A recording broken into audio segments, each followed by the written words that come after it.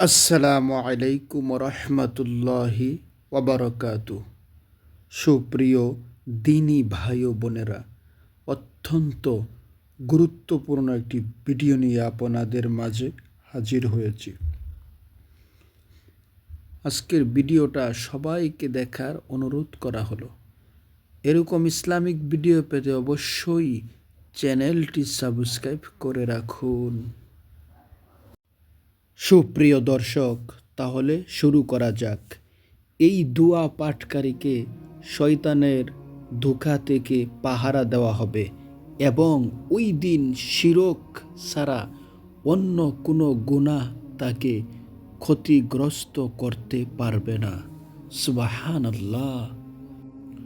সুপ্রিয় দর্শক, আল্লাহর নবীর সাহাবী হজরত আবু যর রাদিয়াল্লাহু তাআলা আনহু থেকে বর্ণিত, হজরত নবী করিম সাল্লাল্লাহু আলাইহি ওয়াসাল্লাম এরশাদ করেছেন, যে ব্যক্তি ফজরের নামাজের পর দুই পা ভাঁজ অবস্থায় কারো সঙ্গে কথা বলার পূর্বে 10 বার এই দোয়াটি পড়বে, তার আমল নামায় 10টি নেকি লেখা হয়, 10টি গুনাহ মাফ করা হয় এবং 10 গুণ মর্যাদা বৃদ্ধি করা হয়।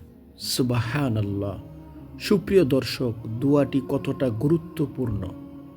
10টি নেকি লেখা হবে, 10টি গুনাহ মাফ করা হবে এবং ওই ব্যক্তির মর্যাদা 10 গুণ বৃদ্ধি করা হবে।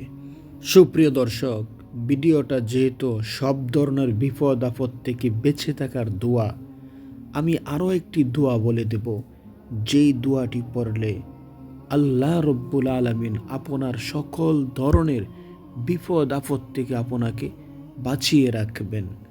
তাই সম্পূর্ণ ভিডিওটা দেখতে থাকুন।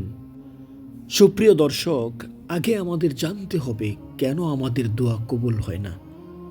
পৃথিবীতে যত নবী রাসূলগণ আসছে, সকলের দোয়া আল্লাহ রব্বুল আলামিন কবুল করেছেন, সাহাবায়ে কেরামের দোয়া কবুল করেছেন। সুপ্রিয় দর্শক, তাদের মধ্যে যেই গুণগুলো ছিল, সেই গুণগুলো যদি আমাদের মধ্যে আমরা তৈরি করতে পারি, তাহলে আমাদের দোয়াও আল্লাহ রব্বুল আলামিন কবুল করে নেবেন। সুপ্রিয় দর্শক, আমাদের অবশ্যই নম্র ভদ্র সভ্য হতে হবে, আমাদের কথার মধ্যে শালীনতা থাকতে হবে, আমাদের দ্বারা যেন কেউ কষ্ট না পায় সেদিক দিয়ে আমাদের খেয়াল রাখতে হবে, তবেই না আমাদের দোয়া আল্লাহ রব্বুল আলামিন কবুল করবেন। সুপ্রিয় দর্শক, মোট কথা আমাদের বিনয়ী হতে হবে। বিনয়ীদের দোয়া আল্লাহ রব্বুল আলামিন ফিরিয়ে দেন না, তাদের দোয়া আল্লাহ রব্বুল আলামিন কবুল করে নেন। সুপ্রিয় দর্শক, আমাদের কেমন বিনয়ী হওয়া উচিত আসুন জেনে নেই। সুপ্রিয় দর্শক, মানুষের একটি ভালো কথা যেমন একজনের মন জয় করে নিতে পারে, তেমনি একটু খারাপ বা অশোভন আচরণ মানুষের মনে কষ্ট আসে। সৃষ্টির শ্রেষ্ঠ হিসেবে আমাদের উচিত সর্বদা মানুষের সঙ্গে ভালো ও সুন্দরভাবে কথা বলা। সুন্দর ব্যবহার ও আচার আচরণ বলতে আমরা বুঝি কারো সঙ্গে ভালোভাবে কথা বলা, দেখা হলে সালাম দেওয়া, কুশলাদি জিজ্ঞেস করা, কর্কশ ভাষায় কথা না বলা, ঝগড়া ফাসাদে লিপ্ত না হওয়া, ধমক বা রাগের সুরে কথা না বলা, পর নিন্দা না করা, অপমান অপদস্থ না করা, উচ্চ আওয়াজে কথা না বলা, গম্ভীর মুখে কথা না বলা, সর্বদা হাসি মুখে কথা বলা, অন্যের সুখে সুখী হওয়া এবং অন্যের দুঃখে দুঃখী হওয়া, এছাড়া কারো বিপদে দেখা করে সহানুভূতি ও সহমর্মিতা প্রকাশ করাও সুন্দর আচরণের অন্তর্ভুক্ত। সুপ্রিয় দর্শক, সুন্দর আচরণ আমরা সবাই প্রত্যাশা করি, কিন্তু আমরা প্রায়ই অন্যের সঙ্গে সুন্দর ব্যবহার করতে ভুলে যাই। সামান্য একটু অসতর্কতার কারণে আমাদের আচরণে একজন মানুষ অনেক কষ্ট পেতে পারে। তাই আমাদের সব সময় সচেতন থাকা উচিত, যাতে আমাদের আচরণে কেউ বিন্দু মাত্র কষ্ট না পায়। সুপ্রিয় দর্শক, মনে রাখতে হবে, যার আচরণ যত বেশি সুন্দর, সবাই তাকে তত বেশি ভালোবাসে, সম্মান ও শ্রদ্ধা করে। যার আচরণ ভালো নয়, সবাই তাকে ঘৃণা করে ও এড়িয়ে চলে। সুন্দর ব্যবহার, সুন্দরভাবে কথা বলা, সুন্দর মনের পরিচয় বহন করে। মানুষের একটি ভালো কথা যেমন একজনের মন জয় করে নিতে পারে, তেমনি একটু খারাপ বা অশুভ আচরণ মানুষের মনে কষ্ট আসে। সৃষ্টির শ্রেষ্ঠ হিসেবে আমাদের উচিত সর্বদা মানুষের সঙ্গে ভালো ও সুন্দরভাবে কথা বলা। সুপ্রিয় দর্শক, সুন্দর ব্যবহারের কারণে যে মুখটি প্রিয় হয়, বিপরীতভাবে অসুন্দর ব্যবহার করায় একই মুখটি অপ্রিয় হয়ে যায়। তাই সবার সঙ্গে সুন্দর আচরণ ও সুন্দর ব্যবহার করতে হবে।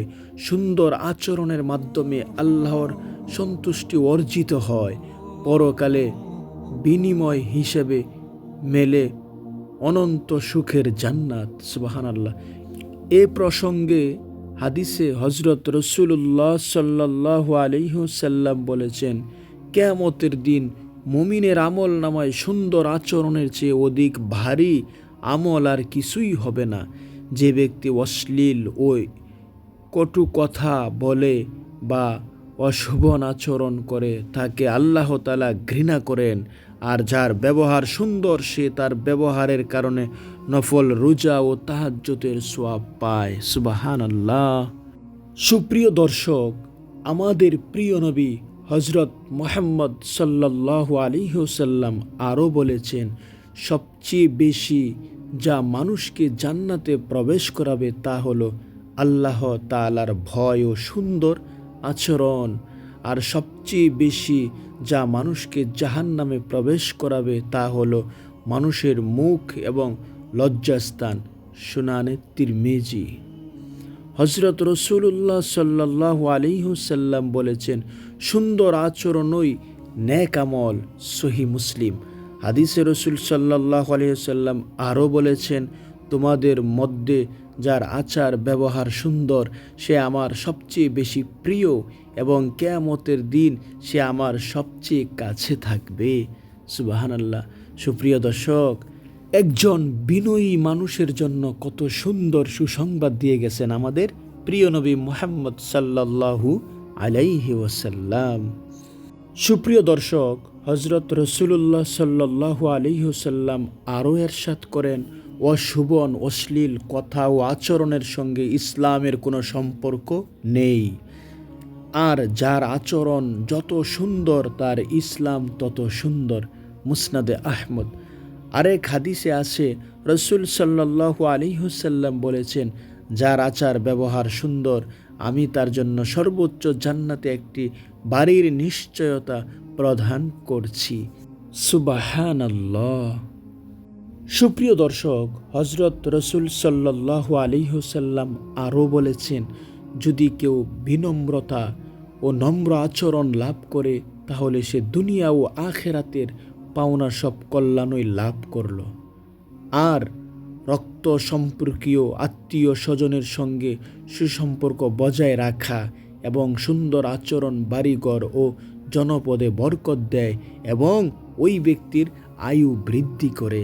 সুবহানাল্লাহ। সুপ্রিয় দর্শক, আমাদের বিনয়ী হতে হবে, নম্র ভদ্র সভ্য হতে হবে, আমাদের আচার ব্যবহার সুন্দর হতে হবে, তাহলেই আমাদের দোয়া আল্লাহ রব্বুল আলামিন কবুল করে নেবেন। সুপ্রিয় দর্শক, এবার আসুন আমরা ওই দুইটি দোয়া পড়ে নেই, যেই দুইটি দোয়া পড়লে আল্লাহ রব্বুল আলামিন 10টি নেকি দিবেন, 10টি গুনাহ মাফ করবেন, 10টি মর্যাদা বৃদ্ধি করে দিবেন এবং সকল ধরনের বিপদ আপদ থেকে বাঁচিয়ে রাখবেন। সুবহানাল্লাহ। যারা আরবি পারি না, দেখেন আমি বাংলায় উচ্চারণ লিখে দিয়েছি। সুপ্রিয় দর্শক, সকলেই আমার সাথে পড়ুন। দোয়াটি হলো এই, লা ইলাহা ইল্লাল্লাহু ওয়াহদাহু লা শারীকা লাহু লাহুল মুলকু ওয়া লাহুল হামদু ইউহয়ী ওয়া ইউমীত ওয়া হুয়া আলা কুল্লি শাইইন কদির।